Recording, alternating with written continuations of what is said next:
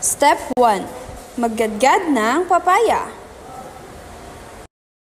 Step 2. Lagyan ng asin at lamas-lamasin at pigain ang ginadgad na papaya.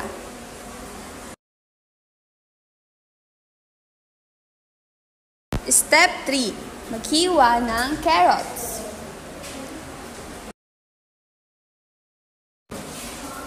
At sa step 4 naman, maghiwa ng katamtamang laki ng luya. Step 5. Maghiwa ng 2 buong pirasong bawang.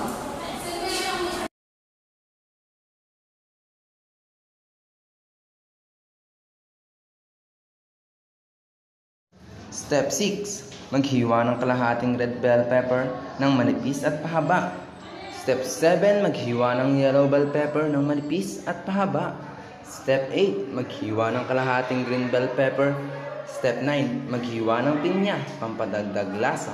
At lagi ninyong tatandaan, manipis lamang ang ating hiwa sa ating kasangkapan.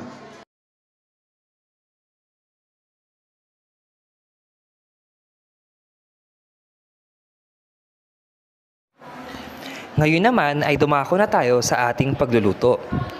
Una, maglagay sa kaldero ng 1 litrong suka. Lagyan ng kaunting asin at pakuluin.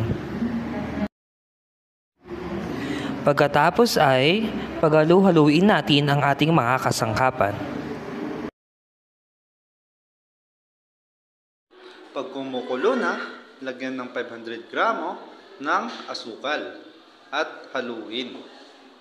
Maglagay ulit tayo ng 500 gramo ng asukal at lagyan ng 1 kutsarang black pepper.